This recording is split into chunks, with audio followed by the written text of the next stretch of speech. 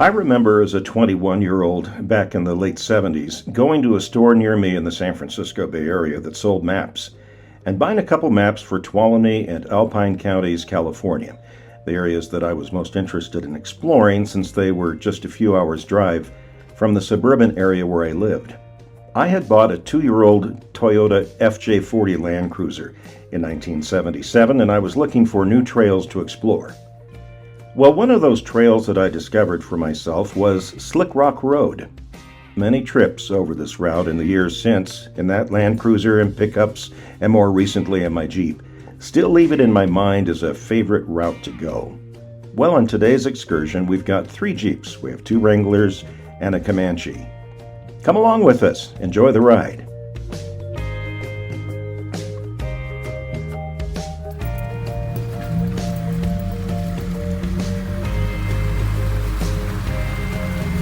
Slickrock is high in the Stanislaus National Forest near Bear Valley, California, and is considered one of California's great 4x4 rock crawling trails. It affords lots of camping opportunities, beautiful mountain views, a couple of reservoirs, a lake, creeks, and plenty of challenging rock obstacles. Yay. Slickrock Road is referred to as a road because it was once a paved service road. Along the trail you can still find areas of concrete visible. Because of its short length and relative ease, the trail only takes a few hours to run, but also offers some great camping opportunities along the trail and along Silver Creek.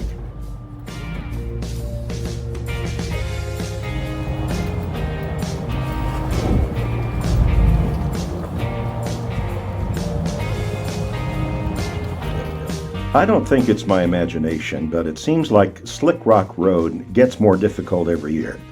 Slickrock Road, also known as Forest Road 7N17, is a moderate to difficult 4x4 trail that begins at Lake Alpine, skirts the Carson Iceberg Wilderness, and ends at Utica Reservoir after crossing multiple granite slabs, rock piles, boulders, and alpine creeks. One of the things I learned on this trip is that no matter how familiar you may be with the trail, you'll almost always experience something unique. On this trip, we helped a couple guys who were stuck in the middle of the trail. One had a Toyota. He broke his front axles. We winched him back off the trail till we could get past him. It would have made some great video, but afterward, when I asked around who recorded it, we came up empty. The other guy who was stuck had an old Army Chevy pickup with a cool military bed on it. His starter seemed to have given up, and we pulled him back too. Again, no video record of it, and he was able to figure out the problem and get going again. We'll see him toward the end of the video. In 2018, a reroute project added 3/4 of a mile and 2 new rock crawling obstacles to the road on the Lake Alpine end. The Forest Service says it's a street legal, vehicle only route, although judging by the rigs that I've seen on the route, not everyone has gotten this message. And it can also be run, of course, from Utica Reservoir to Lake Alpine, the opposite direction. And that's the direction we're going today. Both ends of Slickrock Road have ample space for parking, and the Alpine end has information. The Lake Alpine end has an information kiosk with a map. There are no amenities on the trail, so please tread lightly. Remember to pack it in and pack it out. And by the way, the official closest restrooms are found either at the Marmot Day Use area on the Lake Alpine side or the Rocky Point campground on the Utica side. Also, if you're coming in from the Utica side, before you leave California's Highway 4, or I should say just after you leave it, is a snow park area, and there's lots of parking there and restrooms. The Lake Alpine side has a reroute with a steep climb with loose rocks, followed by a sharp turn with stacks of medium rocks and not much of a line to follow. It is recommended to have at least 35s for the section. Lockers are recommended, and even a winch is recommended because it's a steep climb coming from the Utica toward Lake Alpine side. Actually, the road is easier if you're attempting the trail by starting at Lake Alpine and come out on Utica. If you are attempting to come out and end at Alpine Lake, that is where it gets interesting. The trail gets very difficult toward the end. It's a good idea to have a winch if you're attempting the trail. I've been able to make it without a winch up this last steep section just once or twice. Usually it's a winch hill. Going from Alpine, you can go down this reroute, and even though it is rough, at least you don't need to winch yourself downhill.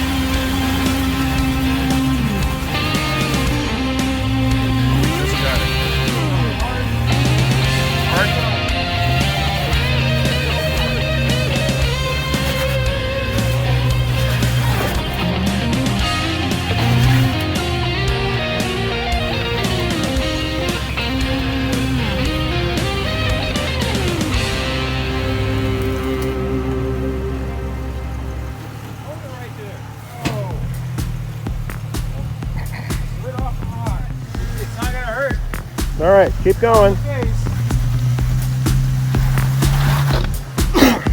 that's exactly what I kept doing. You're back about where I was. Okay. Hold up.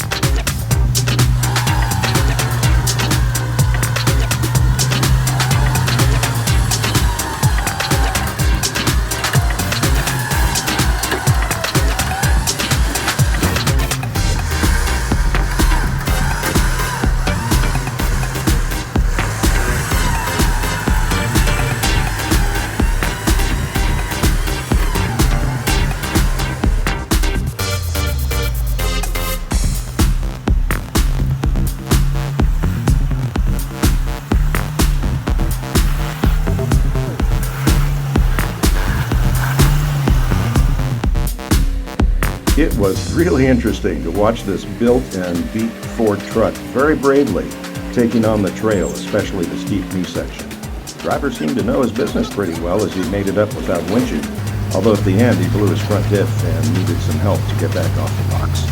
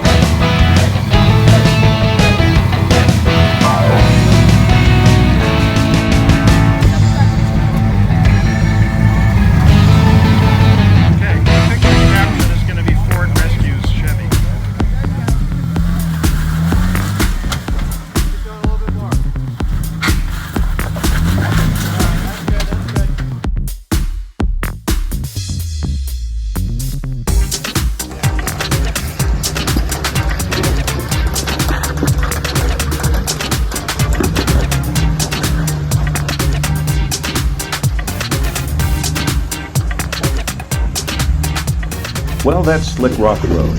It's on several trail sites. It's not hard to locate. And even though it's well traveled, if you come midweek, you may find yourself alone on the trail. On this particular Saturday, we have plenty of company. The upside of that is being able to watch other rigs maneuver over, up, and down across the various obstacles the trail throws in your way. And there's always something new to learn.